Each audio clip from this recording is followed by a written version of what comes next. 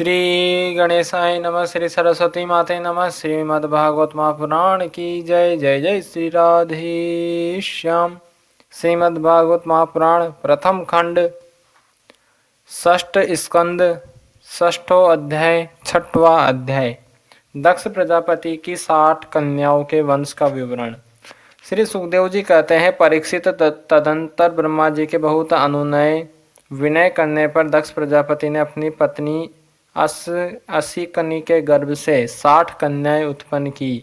वे सभी अपने पिता दक्ष से बहुत प्रेम करती थी। दक्ष प्रजापति ने उनमें से 10 कन्याएं धर्म को, 13 कश्यप को, 27 चंद्रमा को, 2 भूतों को, 2 अंगिरा को, 2 कृशाश्व को और शेष 4 ताक्षर नामधारी कश्यप को ही ब्याह दी। परीक्षित, तुम इन दक्ष कन्याओं और इनकी संतानों के नाम मुझसे सुनो। इन्हीं की वंश परंपरा तीनों लोकों में फैली हुई है। धर्म की 10 पत्नियां थी, भानु, लंबा, कुकुब, जामी, विश्वा, साध्या, मरुत्वती, वसु, मुहूर्ता और संकल्पा। इनके पुत्रों के नाम सुनो। राजन भानु का पुत्र देव ऋषभ और उसका इंद्रसेन था। लंबा का पुत्र हुआ विद्योत और उसके मेघगण। कुकुब का पुत्र हुआ संकट, उसका कीकट, और कीकट के पुत्र हुए पृथ्वी के संपूर्ण दुर्गों किलों के अभिमानी देवता। जामी के पुत्र का नाम था स्वर्ग और उसका पुत्र हुआ नंदी। विश्वा के विश्वदेव हुए, उनके कोई संतान न हुई। साध्या से साध्य गण हुए और उनका पुत्र हुआ अर्थ सिद्धि।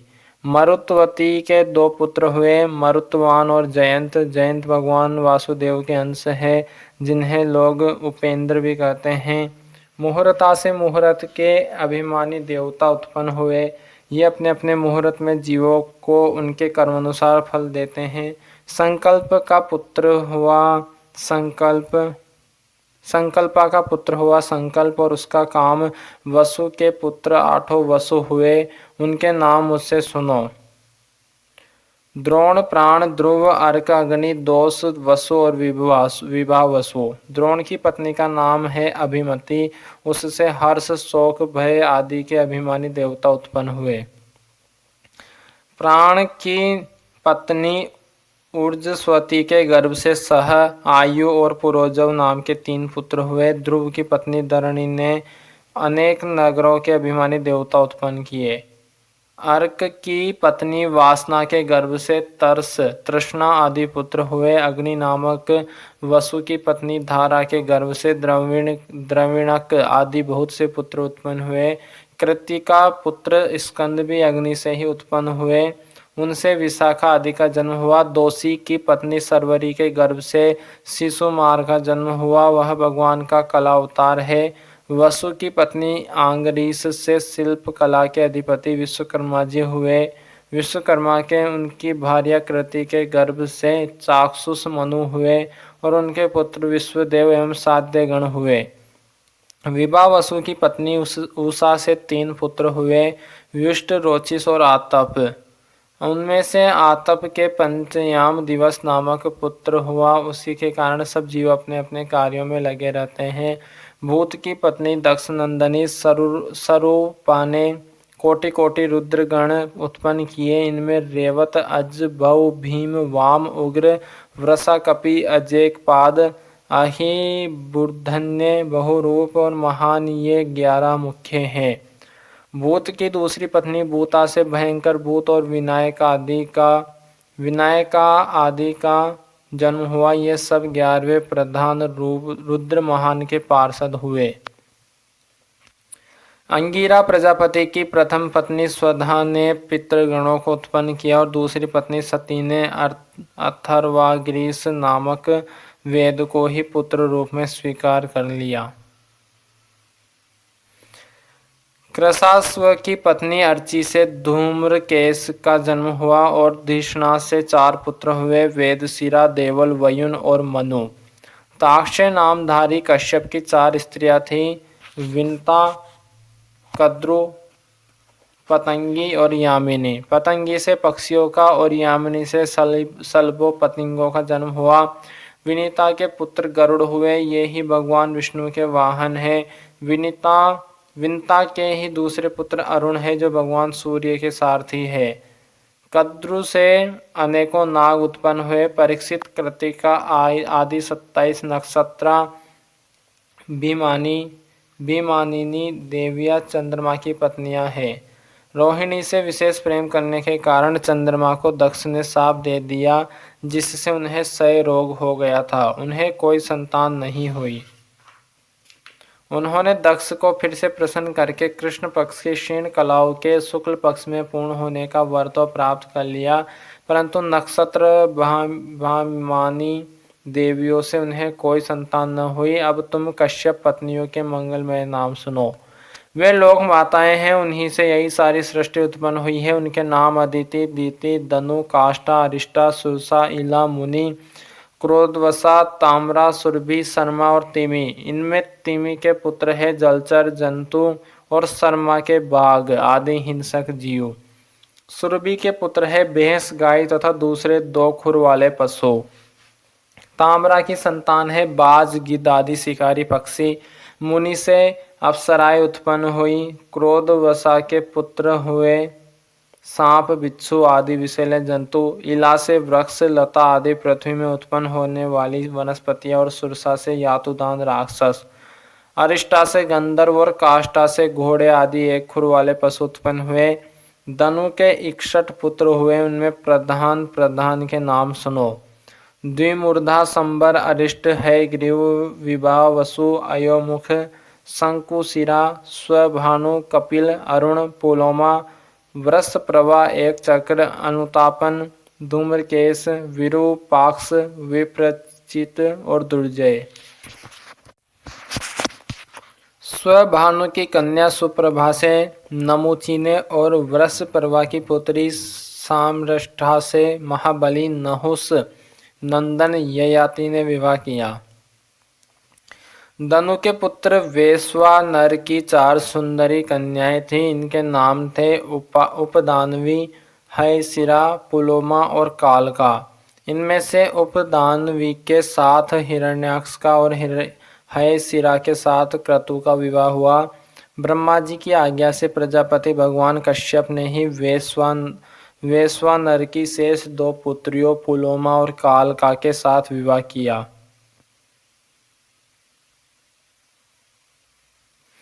उनसे पोलोम और कालकय नामक 60,000 रणवीर दानव हुए। इन्हीं का दूसरा नाम निवात कवच था। ये यज्ञ कर्म में विघ्न डालते थे, इसलिए परीक्षित तुम्हारे दादा अर्जुन ने अकेले ही उन्हें इंद्र को प्रसन्न करने के लिए मार डाला। यह उन दिनों की बात है जब अर्जुन स्वर्ग में गए हुए थे। विप्रचिति की पत्नी सिंगिका के गर्भ से 101 पुत्र उत्पन्न हुए। उनमें सबसे बड़ा था राहु, जिसकी गणना ग्रहों में हो गई। शेष 100 पुत्रों का नाम केतु था।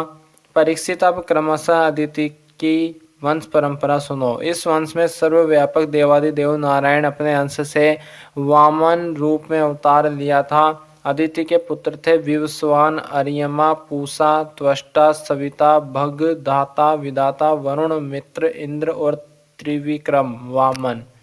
यही 12 आदित्य कहलाए। विवस्वान की पत्नी महाभाग्यवती संज्ञा के गर्भ से श्राद्ध देव वेवस्वत, मनु एवं यमी का जोड़ा पैदा हुआ। संज्ञा ने ही घोड़ी का रूप धारण करके भगवान सूर्य के द्वारा भूलोक में दोनों अश्विनी कुमारों को जन्म दिया। विवस्वान की दूसरी पत्नी थी छाया। उसके शनैश्चर और सारवणी मनु नाम के 2 पुत्र तथा तप्ती नाम की एक कन्या उत्पन्न हुई। तप्ती ने संवरण को पति रूप में वर्ण किया। अरियमा की पत्नी मात्रा का थी। उसके गर्भ से चर्षणी नामक पुत्र हुए। वे अकर्तव्य के ज्ञान से युक्त थे, इसलिए ब्रह्मा जी ने उन्हीं के आधार पर मनुष्य जाति की ब्राह्मण आदि वर्णों की कल्पना की। पूषा के कोई संतान न हुई। प्राचीन काल में जब शिव जी दक्ष पर क्रोधित हुए थे, तब पूषा दांत दिखाकर हंसने लगे थे, इसलिए वीरभद्र ने इनके दांत तोड़ दिए थे।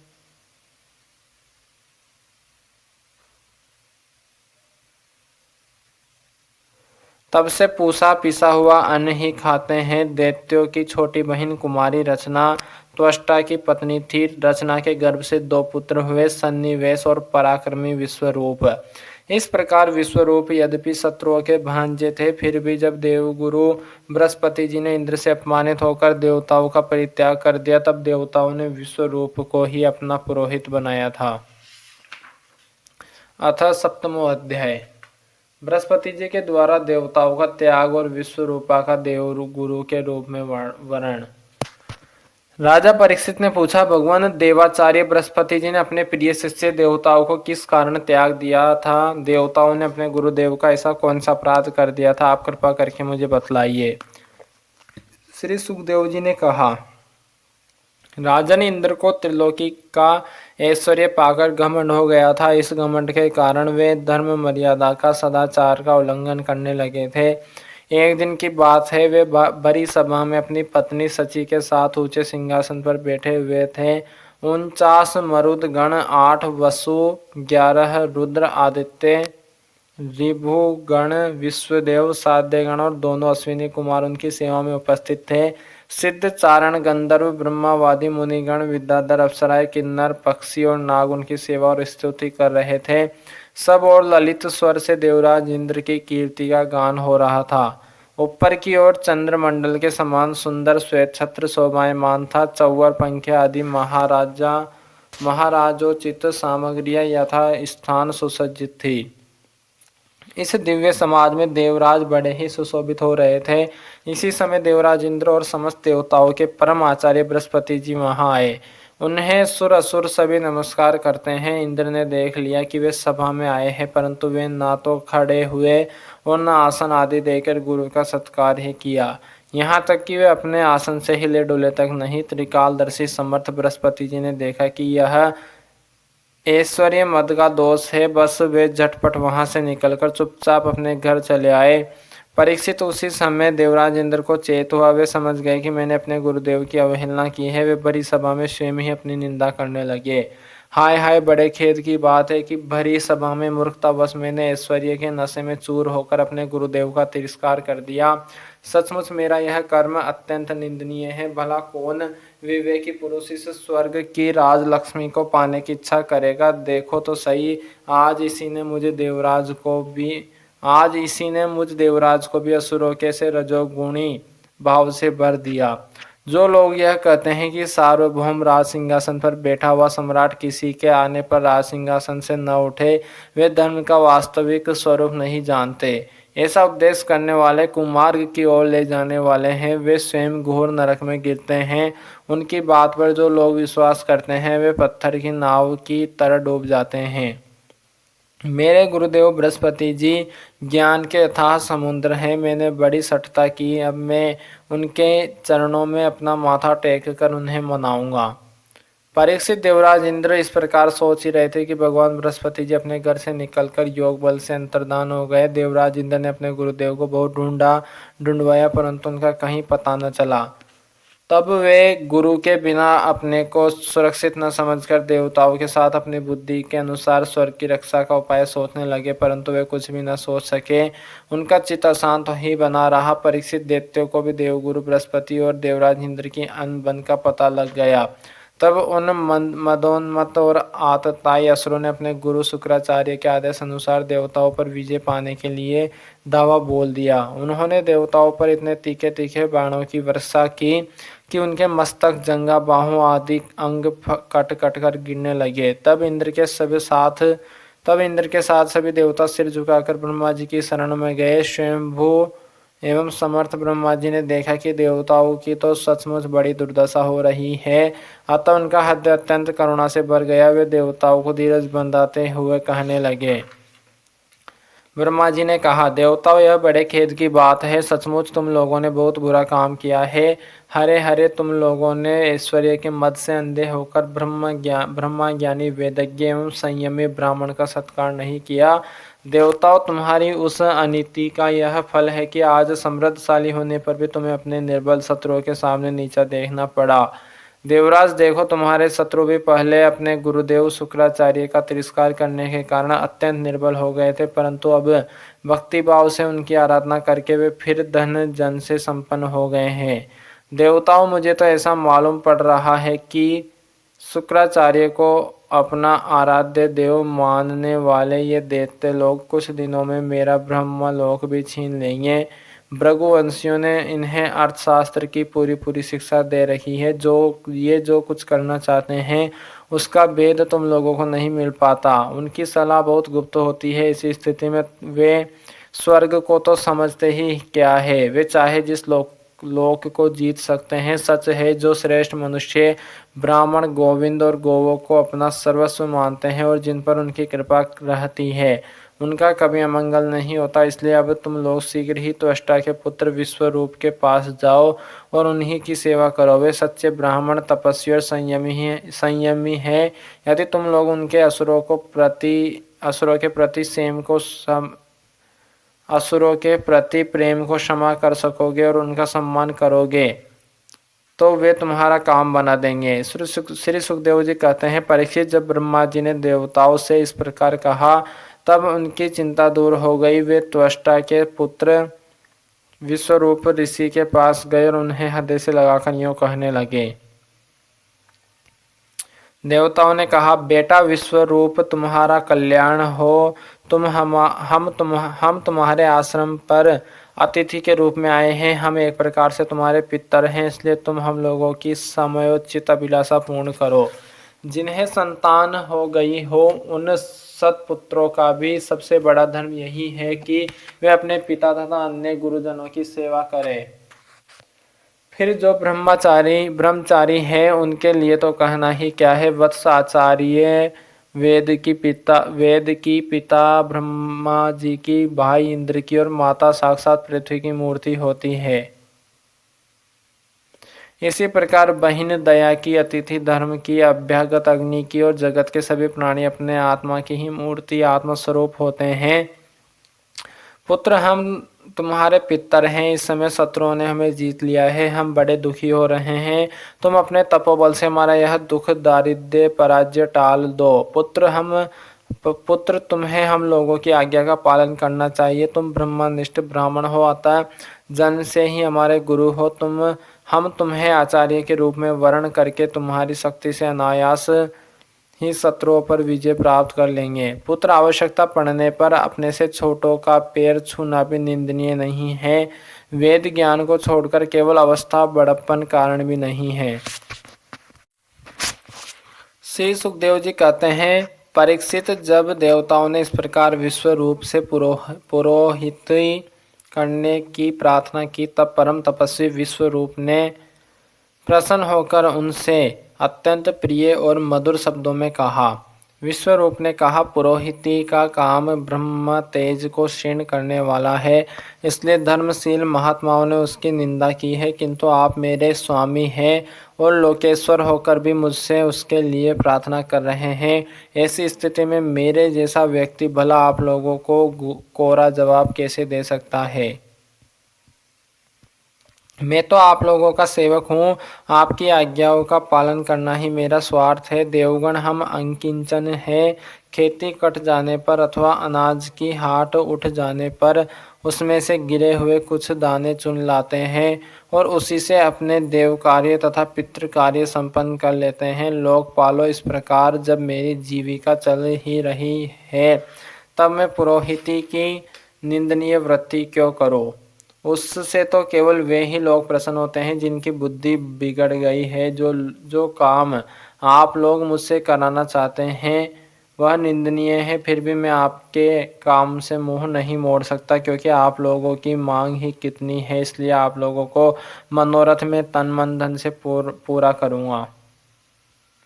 श्री सुखदेव जी कहते हैं, परीक्षित, विश्वरूप बड़े तपस्वी थे। देवताओं से ऐसी प्रतिज्ञा करके उनके वर्ण करने पर वे बड़ी लगन के साथ उनकी पुरोहिती करने लगे। यद्यपि शुक्राचार्य ने अपने नीति बल से असुरों की संपत्ति सुरक्षित कर दी थी, फिर भी समर्थ विश्वरूप ने वैष्णवी विद्या के प्रभाव से उनसे वह संपत्ति छीनकर देवराज इंद्र को दिला दी।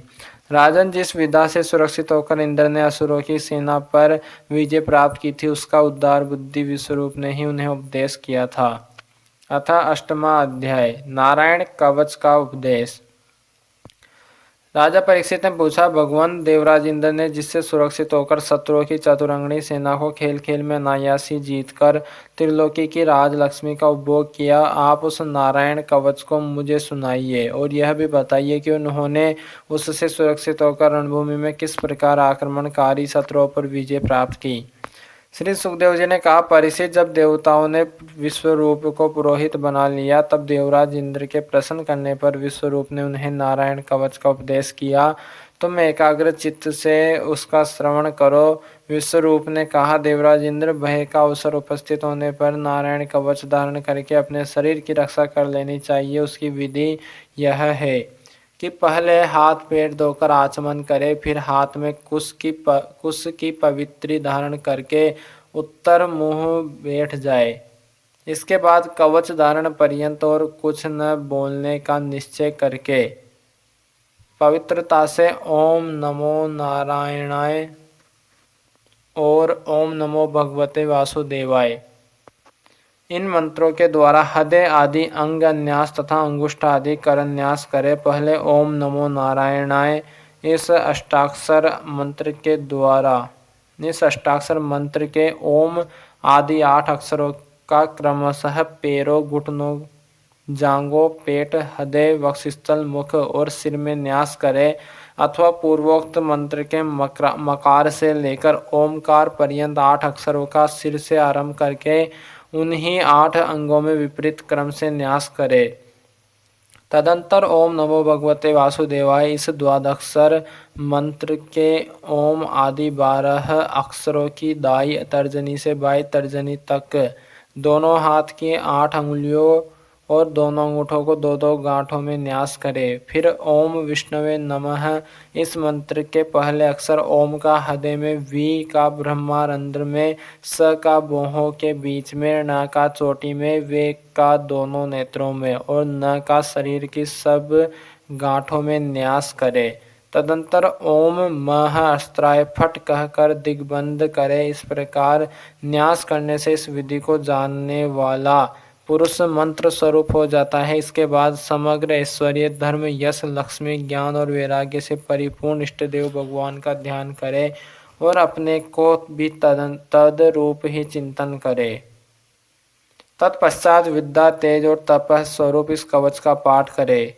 भगवान श्री हरि गरुड़ जी की पीठ पर अपने चरण कमल रखे हुए हैं। अणिम आदि 8 सिद्धियां उनकी सेवा कर रही है। 8 हाथों में शंख, चक्र, डाल, तलवार, गदा, बाण, धनुष और 5 फंदा धारण किए हुए हैं। वे ही ओमकार स्वरूप प्रभु सब प्रकार से सब ओरों से मेरी रक्षा करे। मत्स्य मूर्ति भगवान जल के भीतर जल जंतुओं से और वरुण के पास से मेरी रक्षा करे।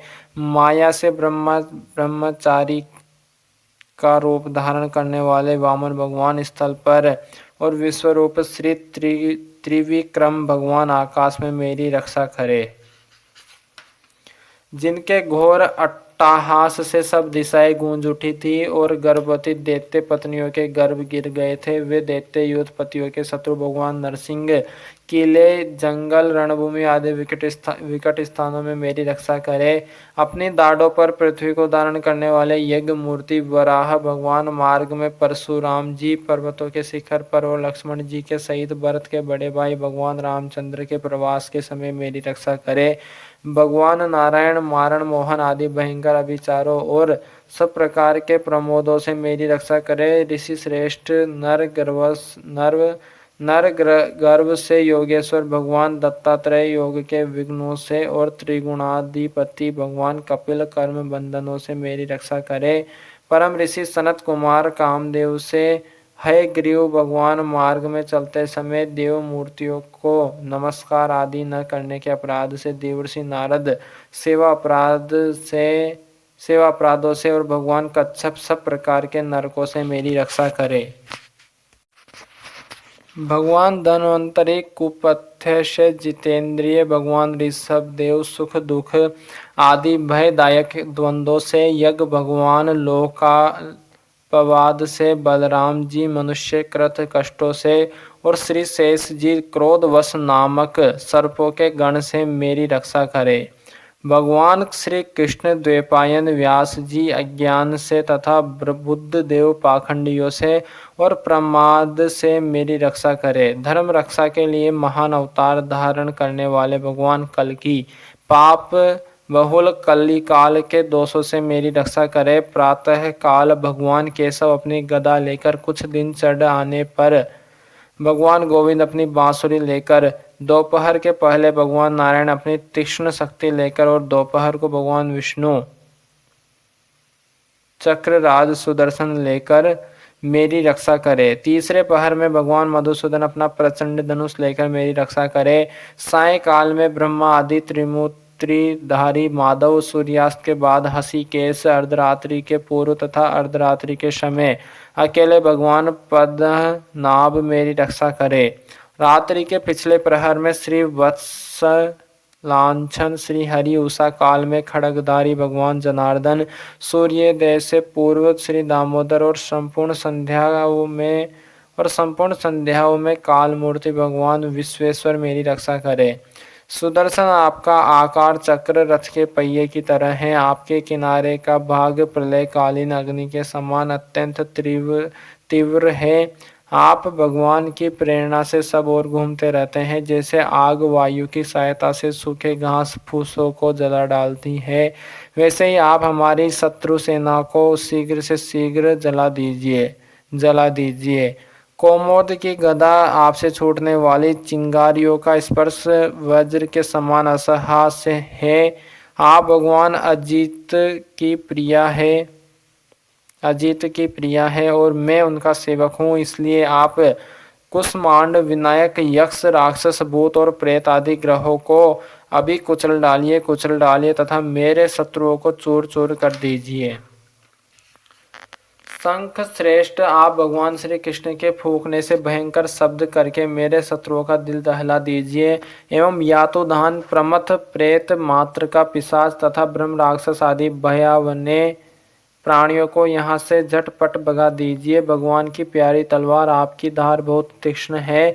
आप भगवान की प्रेरणा से मेरे शत्रुओं को छिन्न भिन्न कर दीजिए। भगवान की प्यारी ढाल, आप में सैकड़ों चंद्राकार मंडल है। आप पाप दृष्टि पापात्मा शत्रुओं की आंखें बंद कर दीजिए और उन्हें सदा के लिए अंधा बना दीजिए। सूर्य आदि ग्रह, धूमकेतु, पुच्छल तारे आदि केतु, दुष्ट मनुष्य, सर्पादि रेंगने वाले जंतु, दाढ़ों वाले हिंसक पशु, भूत प्रेत आदि तथा पापी प्राणियों से हमें जो जो भय हो और जो जो हमारे मंगल के विरोधी हो, वे सभी भगवान के नाम रूप तथा आयुधों का कीर्तन करने से तत्काल नष्ट हो जाए। बृहद रथंतर आदि साम वेदीय स्त्रोतों से जिनकी स्तुति की जाती है, वे वेद मूर्ति भगवान गरुड़ और विश्वक्सेन जी अपने नामोच्चारण के प्रभाव से हमें सब प्रकार की विपत्तियों से बचाए। श्री हरि के नाम रूप वाहन, आयुध और श्रेष्ठ पार्षद हमारी बुद्धि, इंद्रिय, मन और प्राणों को सब प्रकार की आपत्तियों से बचाए। जितना भी कार्य अथवा कारण रूप जगत है, वह वास्तव में भगवान ही है। इस सत्य के प्रभाव से हमारे सारे उपद्रव नष्ट हो जाए। जो लोग ब्रह्मा और आत्मा की एकता का अनुभव कर चुके हैं, उनकी दृष्टि में भगवान का स्वरूप समस्त विकल्पों भेदों से रहित है। फिर भी वे अपनी माया शक्ति के द्वारा भूषण, आयुध और रूप नामक शक्तियों को धारण करते हैं। यह बात निश्चित रूप से सत्य है। इस कारण सर्वज्ञ सर्वव्यापक भगवान श्री हरि सदा सर्वत्र सब स्वरूपों से हमारी रक्षा करें। जो अपने भयंकर अट्टहास से सब लोगों के भय को भगा देते हैं और अपने तेज से सबका तेज ग्रस लेते हैं, वे भगवान नरसिंह दिशा विदिशा में नीचे ऊपर बाहर भीतर सब और हमारी रक्षा करे। देवराज इंद्र, मैंने तुम्हें यह नारायण कवच सुना दिया। इस कवच से तुम अपने को सुरक्षित कर लो। बस तुम फिर अनायास ही सब दैत्य युद्धपतियों को जीत लोगे। इस नारायण कवच को धारण करने वाला पुरुष, जिसको भी अपने नेत्रों से देख लेता अथवा पैर से छू देता वह तत्काल समस्त भयों से मुक्त हो जाता है। जो इस वैष्णवी विद्या को धारण कर लेता है उसे राजा, डाकू, प्रेत, पिशाच आदि और बाघ आदि हिंसक जीवों से कभी किसी प्रकार का भय नहीं होता।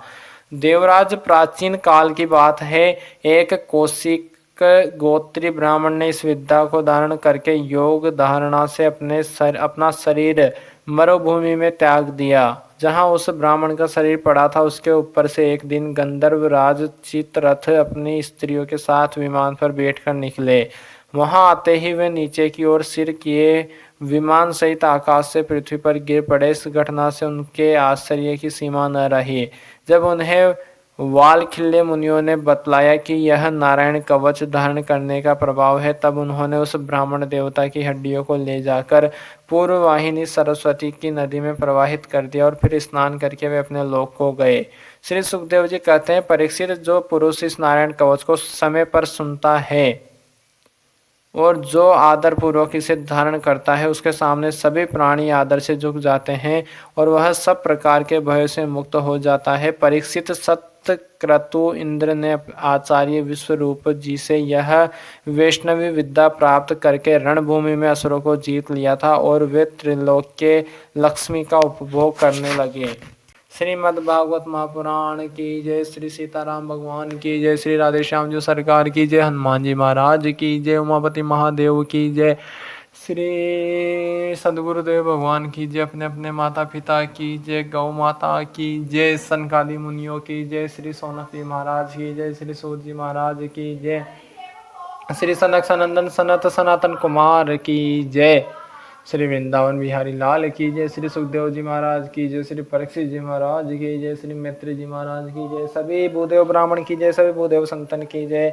सभी विरक्त ब्राह्मण की जय। सभी विरक्त संतन की जय। सभी पितरन की जय। गौ माता की जय। सनातन धर्म की जय। जय जय श्री राधे श्याम। सब